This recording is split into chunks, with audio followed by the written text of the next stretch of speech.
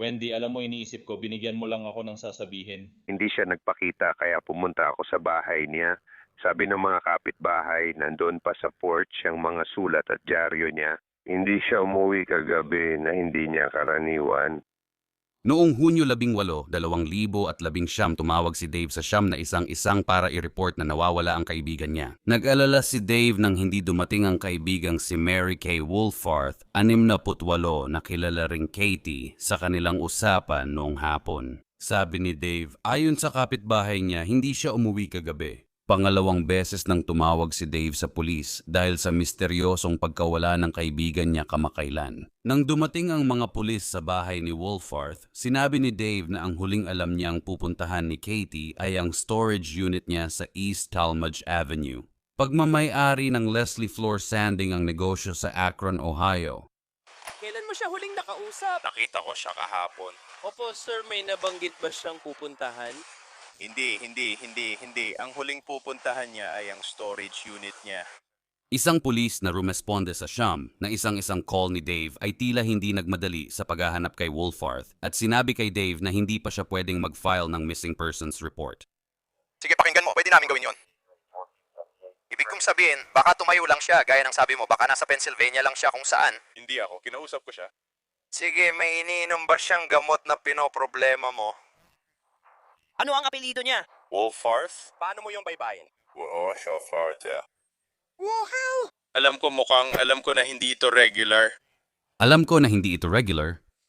Pero hindi natin magagawa. Ibig kong sabihin, pwede nating tingnan at maghintay at tingnan kung ano mangyayari. Ibig kong sabihin, baka ayaw ka lang talaga niyang kausapin. Alam kong sabi mo yan, pero hindi ganyan ang sitwasyon ngayon. Hindi siya nakikipag-usap sa iba. Ayos ba? Kaya... Ibig kong sabihin, hindi ako yon. Magkaibigan kami ng sobra. Hindi ko sinasabing hindi kayo magkaibigan, pero hindi ko pwedeng gawing kaso ng nawawala ito. Matanda na siya at pwede niyang gawin ang gusto niya. Bawal mo talagang gawin yon. Hindi, wala siyang sakit sa pag-iisip o iniinom na gamot. Wala siyang panganib, isa siyang adulto. Parang ganito. Kung umalis ako nang hindi nakikipag-usap, tama ba? Nagpasya akong umalis. Bagamat desisyon ni Katie na pumunta sa storage unit noong Hunyo 17, malinaw na hindi niya pinili ang nangyaring kapalaran sa kanya ron. Kahit nadismaya siya sa pulisya ng Summit County, alam ni Dave na may mali, kaya pumunta siya sa Leslie Floor Sanding para maghanap ng tulong. Sabi ng empleyado, 3 beses pumunta si Dave sa negosyo mula Hunyo 17 hanggang umaga ng Hunyo 19 para magtanong tungkol kay Katie. Dahil sa pagpupumilit ni Dave, nagpasya ang empleyado na suriin ang security footage noong Hunyo 19. Tumawag siya sa siyam na isang para i-report ang pagkawala ni Wolfarth. Sinabi niya sa dispatcher na may lalaking pumasok sa unit ni Wolfarth. Ang dahilan ko sa pagtawag ay dahil may ibang tao na pumasok sa inuupahang unit niya. Nakita namin ito sa surveillance tape. Sige. At sa pagkakaalam ko, wala namang pahintulot, dahilan o autoridad ang taong iyon para pumasok doon. May dahilan na ang mga pulis maghinala sa nangyari sa 68 anyos na negosyanteng antigong gamit nang dumating sila sa kanyang storage unit sa Summit County. Sa araw ding iyon, nagsimula ng investigasyon ng mga pulis at nakipagkita kay Richard Leslie, may-ari ng Leslie Floor Sanding. Dinala niya sila sa storage unit at ibinahagi ang nalalaman niya. Sa kasamaang palad, habang nire-review namin ang mga videotape mula nung Lunes, nanatili ka sa tapat nito. Ang pangalan niya ay Mike Olson. Mike Olson. Oo. Sige. At nakita siyang nakikipag-usap sa kanya at habang nangyayari ito, ipinapakita na nag-uusap sila tungkol doon. Parang tinutulungan niya siya, tinutulungan din siya nito. Habang tumatagal, pumasok siya sa storage unit, sumakay sa van ng babae at umalis. At mula noon, hindi na nakita. Sinabi ni Leslie sa pulis na ang Unit F, katapat ng kay Katie Wolfarth, ay nirentahan ni James Olson, isang negosyante. Si Michael Olson, anak niya, ang lalaking nakita sa camera kasama si Wolfarth. Pag naniniwala silang may connection na sila sa lalaki. Sa surveillance, nagsimula ang mga pulis maghanap kay Olson sa kanyang track at sa nawawalang 2012 Kia Sedona ni Katie Wolfarth. Nakuhanan sa surveillance video si Olson na sumasakay sa Kia, kaya't pinaniniwalaan ng mga investigador na siya ang nagmamaneho nito. Hapon ng Hunyo 19 natagpuan ng pulis si Olson sa basement ng bahay malapit sa tahanan ng ama niya. Inaresto ng mga pulis ng Summit County si Olson dahil sa kasong pagnanakaw na hindi konektado sa pagkamatay ni Wolfarth. Lahat ng ito ay dumadaan sa isang bintana. Iyon, nakakatulong dahil nagbibiro siya. Hindi ka panipaniwala. Naiinis at hindi komportable si Olson palaging gumagalaw. Habang hinihintay ang investigador, malakas siyang nagsalita sa mga pulis at tumingin diretso sa kamera. Babalik ka at titingnan ko kung nandito.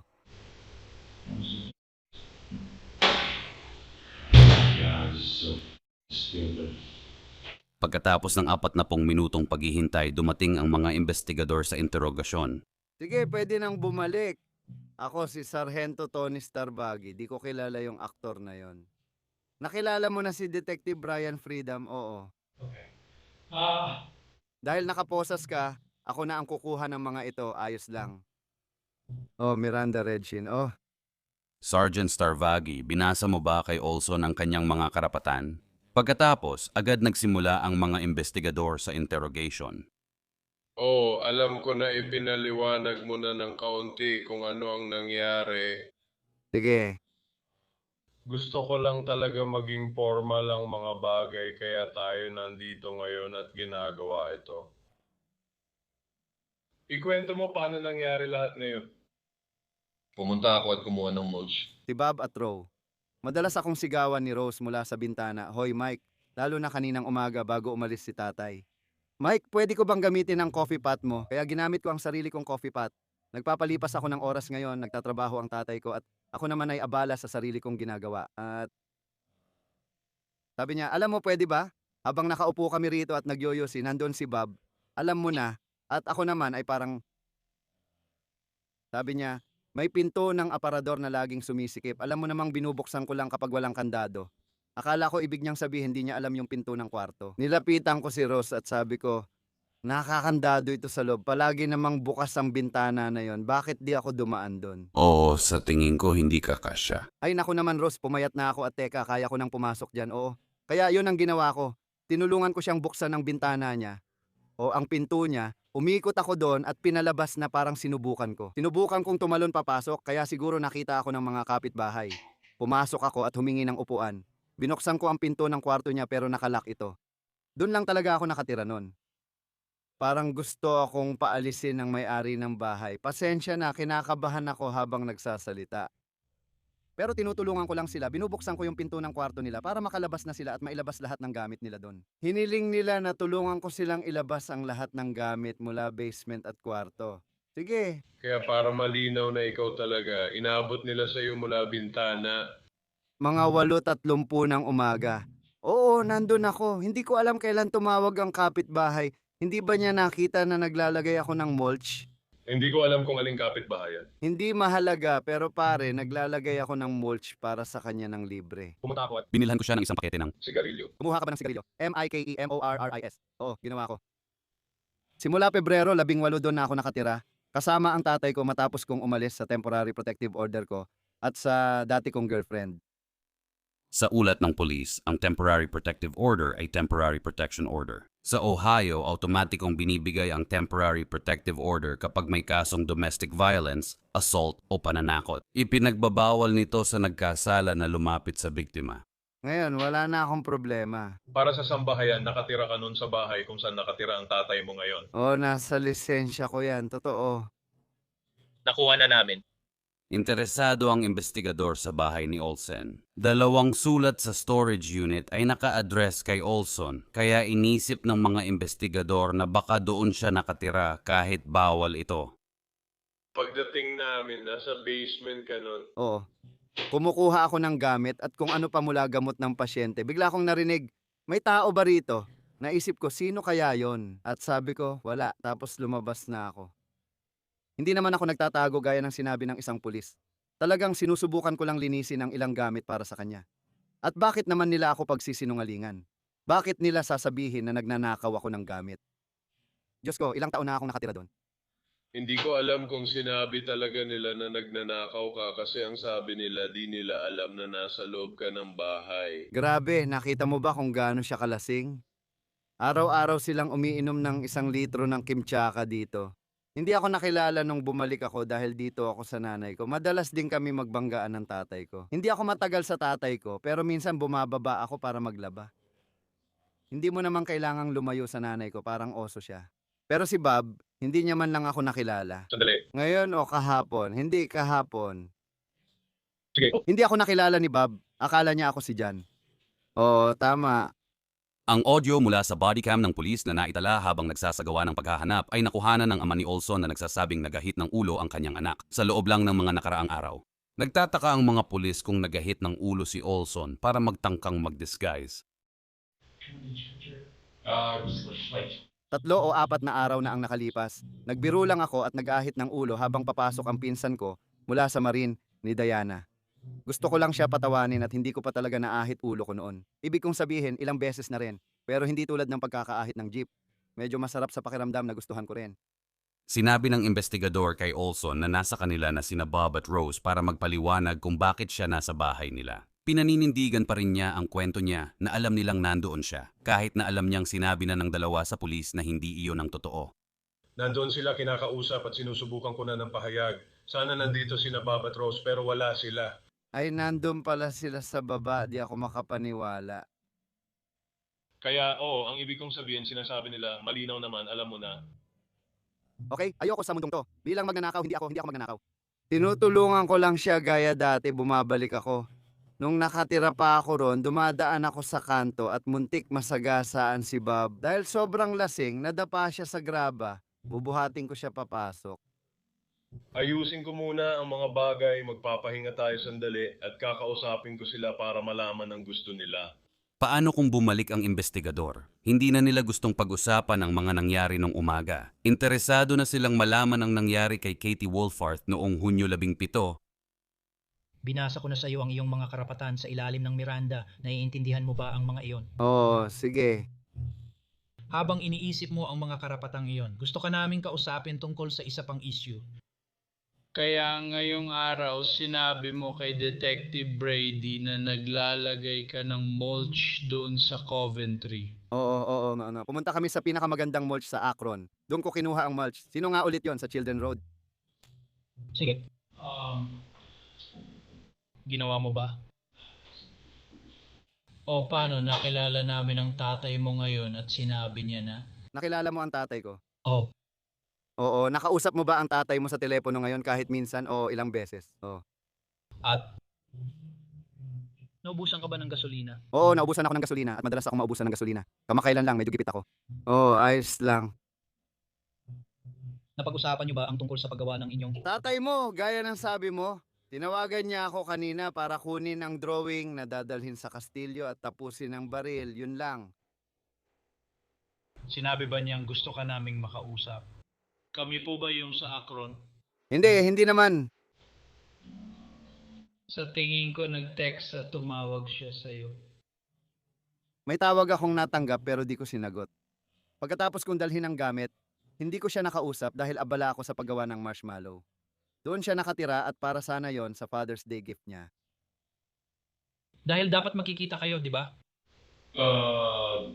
May golf league ako ngayong gabi kaya naghahanda akong umalis. Hindi mo ba dapat makita ang tatay mo? Hindi. Doon sa storage unit. Hindi. Yan ang sinabi niya sa amin. Ay, hindi. Kaya pala tinatawagan ka niya. Nalilito si Olsen pero hindi naniniwala ang mga investigador sa kanya. Nakita ba kayo pagkatapos mong maubusan ng gasolina? Oo, binigyan niya ako. Actually, siya ang kumuha ng gasolina para sa akin. Oo, pero ang ibig kong sabihin, wala siyang sinabi tungkol doon. Binigyan ka rin ba niya ng gasolina? Binigyan niya ako ng 10 piso tapos andun na ako malapit sa Carol, tapat ng Carolina Market. Kumuha ng gasolina. Umalis na siya. Ang tatay mo ang gumawa nun. Oo, iniwan niya ako doon. Hindi sapat ang oras para sa lahat ng ito. Hindi ako sigurado. Siguro 11, 12 o isa. Siguro hindi isa o dalawa lang. Isa o 12.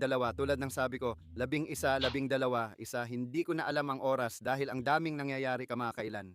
Sige, ano-ano ba ang mga nangyayari sa'yo? Nagtratrabaho lang ako kasama si nanay at si stepdad sa ilang yogurt shop. Sinusubukan ding magtrabaho para kay tatay, sinusubukang pagkasyahin ng lahat. Kasi si tatay at ako, hindi kami masyadong magkasundo nitong mga nakaraan. Nagkadi pagkakaintindihan kami kahit magkasama sa trabaho at bahay. Pero ngayon ayos na naman. Yung storage unit mo sa North Hill, Hindi naman tatay mo yon. yung lolo ko lang ang may access doon. Ako at tatay ko. Oh, may iba pa ba? Wala. Pero hindi ko alam kung alam mo yung nakawan doon kamakailan. May lalaking nakapasok sa lahat ng unit at ninakaw ang lahat ng silver tea. Hindi ko alam kung kilala mo yung pangalan na yun, pero wala, oo. Pero ako at ang tatay ko lang ang may susi doon. Pero oo, kaya yun ang... Kailan mo huling ginawa yon? Nandun ako kanina o kahapon ng umaga, di ko na maalala kung anong araw. Nainsulto ka ba? Hindi, naghahanda lang ako. Yung kapitbahay naming babae sa bahay na ladrilyo, pinatulong niya akong ilabas yung malaking stereo. Plano kong pinturahan yun ng spray at ibenta sa Facebook o saan man. Alam mo ba yung storage area na yun? Maraming camera doon. O dahil sa nakawan. Hindi alam ni Olsen na may maraming surveillance footage ang pulis na nag-uugnay sa kanya sa huling lokasyon ni Katie Wolfarth. Sabi ng tatay mo, minsan doon ka natutulog. Ang tanging dahilan kung bakit ako natulog doon ay dahil sobrang pagod ako sa paggawa niyan. Halimbawa, kung ito ang sahig ng unit, ilang linggo na hindi ka makalakad doon, kaya nililinis ko ito habang inaayos ko ulit. Pero oo, natulog ako doon isang gabi dahil nakatulog lang ako at sabi ko, Nagkita nga kami ng tatay mo sa storage unit. Nakilala namin siya at pareho kaming tumabi sa kanya habang tinatawagan kanya. At sinabi niya na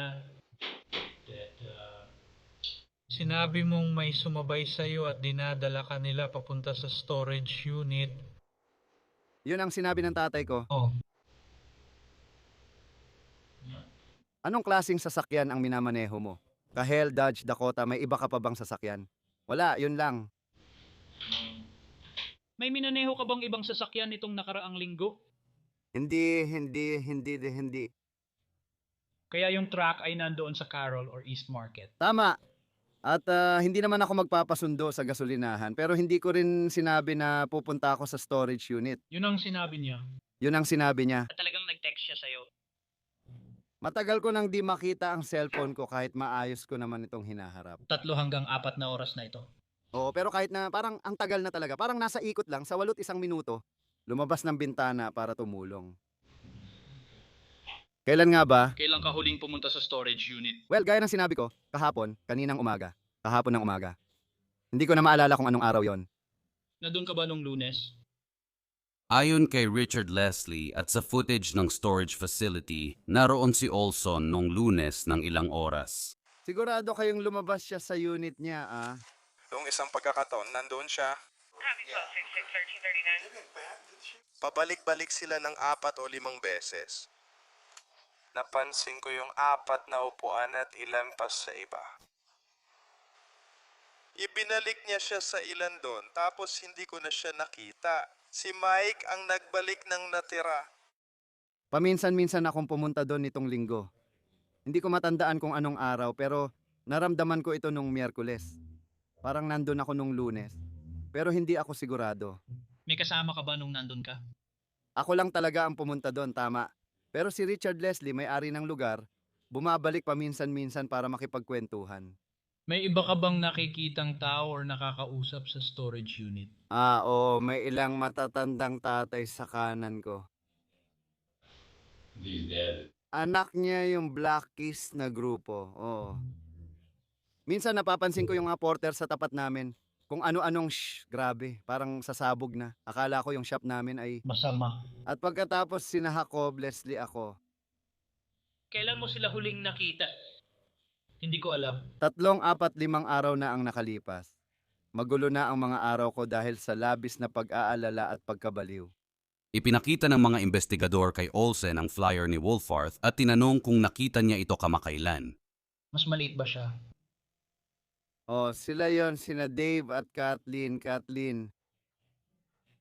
Katie. Pareho lang ng pangalan, di ba? Sa tingin ko. Sino siya? May storage unit siya doon sa taas, no? Sa tingin ko kasama niya. Akala ko asawa niya si Dave. O parang ganon. Nakilala ko na siya dati. Aling unit? Hindi ko alam kung anong letra. Katabi mo. Sa tapat mo, oh. Sa tapat ko gitnang gusali. Sige. Oh, Kailan mo siya huling nakita? Pagkakita ni Olson sa litrato ni Wolfarth, naging balisa siya at nag-alinlangan. Patuloy siyang tinatanong ng mga investigador. sa tingin ko Sabado o Linggo yon. Nandun ako noon, may inaayos sa shop. Sige. Paano naman nung Lunes? Sa tingin ko hindi ako nandun nung Lunes. Talagang hindi. Sa tingin ko hindi ako nandun nung Lunes. Well, gaya ng sinabi ko sa'yo, alam mo may araw na ganun. Oo. At nanood kami ng video. Hindi, ikaw ang nanood ng video. Nakipag-usap ka ba sa kanya kahit kaunti? Hindi, oo. Well, sinubukan niya talagang kumatok sa pintuan ko. Isang gabi, sabi niya, natutulog ako doon sa taas, nakatulog ako o kung anuman. Binigyan niya ako ng pamaypay kung mainit daw ako o kung anuman, kaya nakapag-usap na rin kami dati. Oo.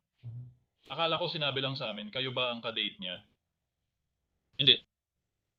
Yak pare, hindi, tingnan mo siya, hindi, at ibig kong sabihin, hindi gumagawa si God ng basura. Pero hindi ko siya nililigawan. Seryoso ka ba? Oo. At maniwala ka sa akin, pagkatapos ng huli kong relasyon, hindi na talaga ako naghahanap ng kahit anong klase ng babae ngayon. Wala akong sexual na relasyon sa kanya. Hindi, talagang hindi. Ay nako, bakit ko pa ba ito tinatanong? Well, Mike, may mga video na nagpapakita na kinakausap mo siya nung Lunes. Sinabi ko na, magulo araw ko. Bukas pa ang storage unit nyo at ikaw labas-pasok ka pa rin. Pareho pang bukas ang mga unit. Akala ko nasa loob ka ng unit niya, pero ako lang ang nasa labas ng pinto. Baka pumasok lang ako sandali para tingnan ng gamit at nandoon din siya. Nakapasok ka na sa unit niya. Hindi pa bago nun. Hindi pa. Sige, pero ikaw Lunes hindi ka pumasok sa unit. TONI ang ibig kong sabihin. Hindi ko talaga alam. Nakatayo lang ako at nagsasalita, nilinis niya ako. Ano tawag doon? Shop vac? Ako, mahina talaga ako sa pag-alala ng mga petsa. Hindi ko talaga alam. Pero hindi ko talaga naranasan na, ibig kong sabihin, siguro hanggang sa pintuan lang, pero hanggang sa pinakadulo, hindi pa ako nakarating doon. May pader ng mga gamit doon at hindi siya makakadaan doon. Hindi pa ba siya nakapasok sa unit mo? Dinala niya lang ako. Nilinis niya yung shop vac at alam mo yon, gusto ko rin na makita niya kasi lahat ng dumadaan nakikita kung gaano kadumi yon. Sabi ko, uy. Tingnan mo kaya. Makikita ba DNA niya sa storage mo? Hindi talaga. Walang alam si Olson. Natagpuan ng mga investigador ang katawan ni Wolfarth sa kanyang storage unit. Walang kwenta ang pagsisinungaling niya tungkol sa pagkakasangkot niya. Kaya noong Lunes, nakatanggap ng tawag ang kanyang kapatid o sa totoo lang ay may naiwan na mensahe sa kanyang answering machine na sinasabi ni Katie na mayroon siyang handyman na ang pangalan ay Jim Olson. Oo, tama ang kanyang kapatid na babae. Oo, plano ko sanang samahan siya sa trabaho. Naalala mo ba yung usapan na yon? Hindi ko sigurado kung kailan. Baka Lunes o Miyerkules. Minsan sinasabi ko, sige, oo. Mga 7 minuto siguro. At doon na yon, parang 7 minuto na ang nakalipas. Parang 1 linggo na ang nakalipas. O yun ang timeline ko. Tumitindig paminsan-minsan. So nakita mo siya nitong Lunes o kamakailan lang? Oo, sa mga nakaraang araw, oo. Kasi nawawala siya ng ilang araw na, kaya sinusubukan naming hanapin siya. May ideya ka ba kung saan siya maaring naroon? May nabanggit ba siya kung saan siya pupunta? Wala akong ideya. Hindi niya sinabi kung saan siya pupunta. Ulit may video at meron nga Lunes ito. Ipinapakita na ikaw ang nagmamaneho ng van niya. Hindi. Oh. Hindi ko inilipat ang kanyang van. O ibig kong sabihin, hindi nagsisinungaling ang video. Maaari mo bang ipaliwanag yan? Hindi ko kaya. Gawin mo. Alam mo kung bakit may dugo ba sa unit niya? May dugo ba siyang nakita? Nakakita kayo ng dugo sa unit niya. Meron ka bang sugat mula nung nandun ka? Lagi akong nagkakaroon ng sugat dahil sa trabaho ko sa construction. Palagi na lang. Ikaw ba ang may dugo na galing sa puwet? Oo, akin to. Picker ako kaya minsan paulit-ulit kong kinakamot yan pati ilong ko. Yung dugo na nakita namin sa unit niya? Dugo ko ba yon? Hindi dugo ko yon. Wala naman akong sugat doon. Kaya hindi alam mo parang pwede naming buuin kung ano talaga ang nangyari. Minsan kasi nagkakamali ang tao, may nagagawa sila at napapahamak or nababahala. May aksidenteng nangyari kaya natatakot sila. Sinusubukan nilang pagtakpan, ayaw nilang ipaliwanag. Ngayon ang tamang oras ipaliwanag ang nangyari nung Miyerkules. Lunes, pero ginagawa nila si Susan nung linggo. Wala namang dapat ipaliwanag. Hindi. Wala namang dapat ipaliwanag. O sige, Nakakita kami ng dugo sa unit mo. maraming dugo. At buhok. Gusto mo bang ipaliwanag yan? Ibig kong sabihin, tiningnan ko ang sarili ko sa salamin. Paano naman ang buhok? Parang gaano mo nakatagal pinananatili ang buhok mo ng ganyan? Literal, mga 2 araw lang. Literal na 2 o 3 araw. Sabi mo, tingin ko sinabi mo mga 3 o 4 na araw na ang nakalipas.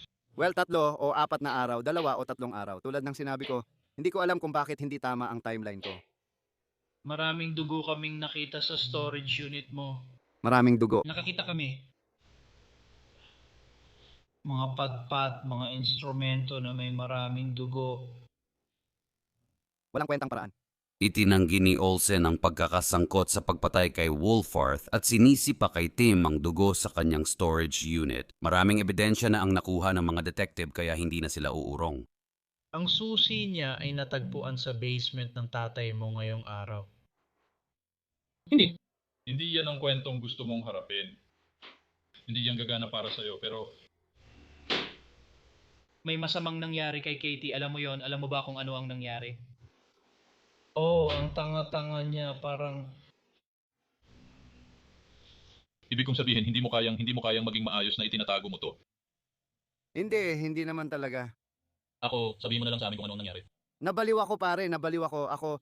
May bumalot lang sa akin. Hindi ko alam kung bakit naging ex-girlfriend kita, tol. Siya ang naging dahilan ng pagbagsak ko. Hindi naman sa hindi. Ayaw naman niyang tutukan ako ng baril. Sobra man oras ko, nagbago ako dahil sa toxic at makasarili niyang ugali. Narinig na rin ng mga investigador ang matagal nilang hinihintay na pag-amin. Di ko alam, napikon ako bigla nang may sinabi si Katie tungkol sa susunod kong programa. Ikwento mo sa amin kung ano ang nangyari. Alam mo na siguro ang nangyari, gusto mo lang marinig mula sa akin. Parang, ito na ang chance mong sabihin ang kwento mo. Ikaw ba ay isang malamig dugong mamamatay tao? Hindi naman. Pumunta ako ron, pinukpok ko siya sa ulo. Yun. Ano ang ipinukpok mo sa akin? Parang metal na tubo. Isang tungkod. Merong isang bagay doon, kahoy talaga. Piraso ng, hindi ko pa kailangang makita yon, isang piraso ng panghampas sa fireplace. Saan mo tinamaan? Likod na kalsada. Sa iba pang lugar. Ginawa, Nakita ka ba niya? nakaharap ka ba sa kanya? Naalala mo ba kung ilang beses mo siyang tinamaan? Siguro 1, 2 o 3 beses lang.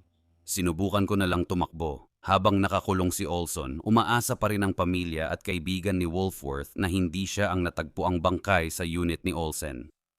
Hintayin namin ang medical examiner at hindi gagalawin ng anumang bagay hanggang sa dumating siya.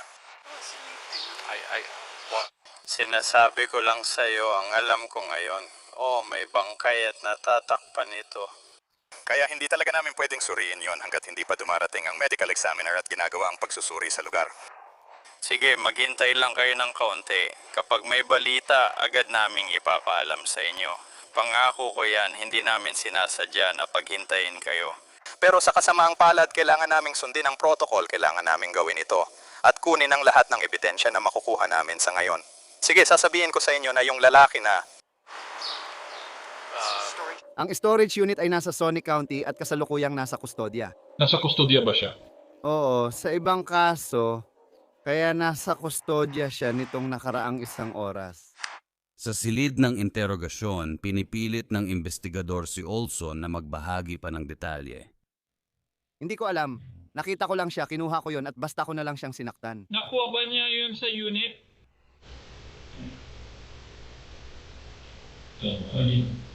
Tatanggalin ko ang ebidensya pero tingnan natin kung ano ang hindi ko nagawa. Nasaan ang van?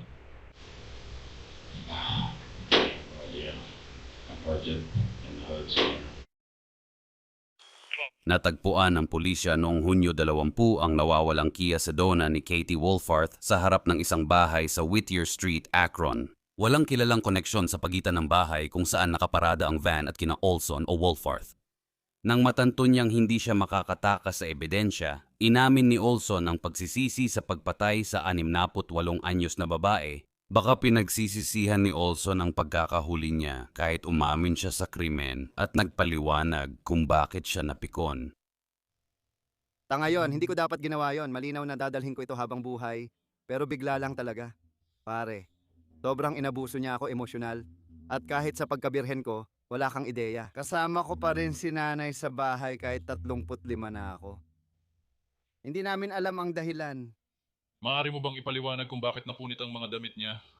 Barilin, ibig kong sabihin, ikaw lang naman yon. Hindi mo siya inabuso ng sexual? Hindi ko siya inabuso.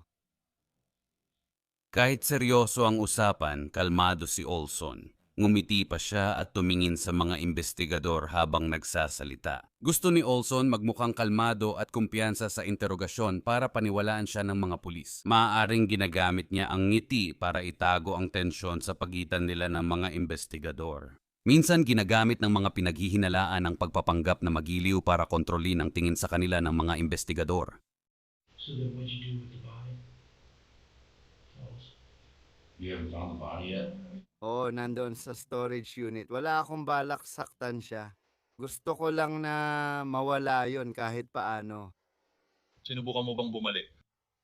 Sinubukan ko bang bumalik? Sinubukan mo bang bumalik at kunin siya? Naghanap ka ba ng tagalipat nitong mga nakaraang araw? Ay hindi, alam mo nakita mo ang footage at inilipat niya siya. At paano naman ang cellphone niya? Nasa kotse yata yon sa tingin ko.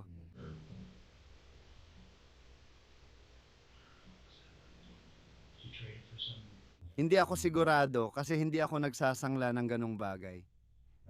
Pinaghirapan ko ang pera ko.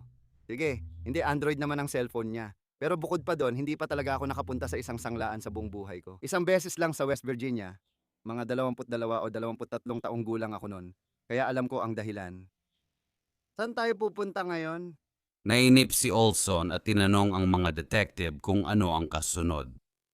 Kaya, ang ibig kong sabihin, sa bandang huli, pwede ka lang umupo dyan at sabihin, oh, ibig kong sabihin, sinabi ko na ang kwento ko. Pwede kang humarap sa hukom at humingi ng tawad sa pamilya at sa hukom para bigyan ka ng awa. Hindi ko rin alam kung bakit may nakakulong. Ayokong mamatay na hindi nakagawa ng mabuti. Mabuti naman ako buong buhay ko, nagkamali lang ako. May iba ka pa bang ginawa? Ayos naman yon. Marami rin siyang pinagdadaanan. Hindi ko siya inabuso or ginawang masama. Nadala lang ako at Diyos ko parang naamoy ko yon buong araw. Yung amoy ng kamatayan. Pare, akala ko hindi ko mararanasan to.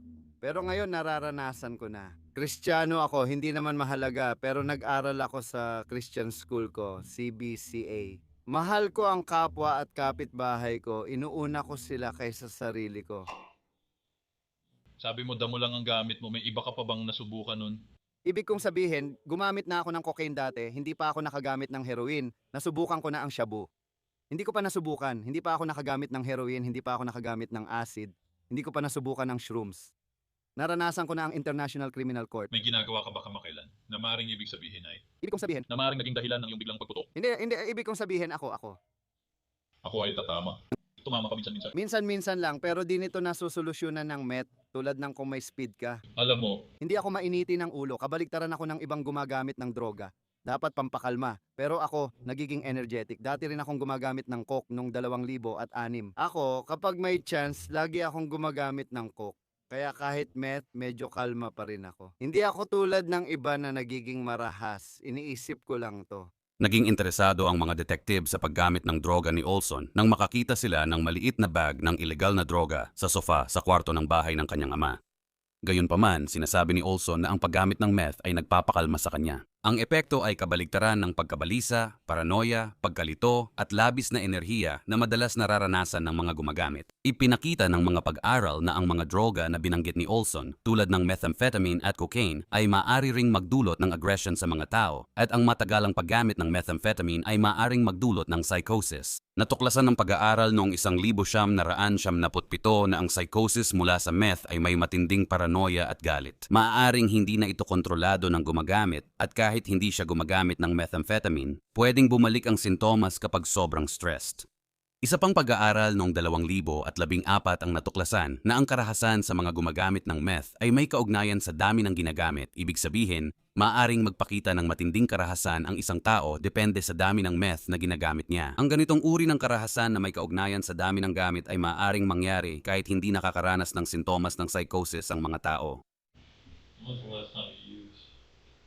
Kagabi tumawag ako sa telepono. When's the last time before that? Last time before that, so hanging out. Mga linggo, kaya 2 linggo, siguro 2 linggo, mga ganon. Mapupunta na sa gunting ko. Gumamit ako kagabi pero hindi naman ito magiging matindi. Bla bla bla. Hindi ka naman masyadong bangag dito. Hindi pare. May galit lang talaga ito. Oo, hindi naman ganon. Sa totoo lang, yung bilis lang ang nagpa-focus at nagpalapit sa akin sa trabaho. At pagkatapos, wala akong gamit ng ilang sandali. Hindi ko naman palaging ginagamit pero pagod lang talaga ako. Bigla na lang akong naputol pare, naputol talaga ako. Meron ka pa bang ibang naiisip na gusto mong malaman? Kung may tanong ka pa, pwede mo akong tanungin pero wala na akong maisip. Sa tingin ko, ayos na tayo. Aminin mo, may sasabihin ako, di ba?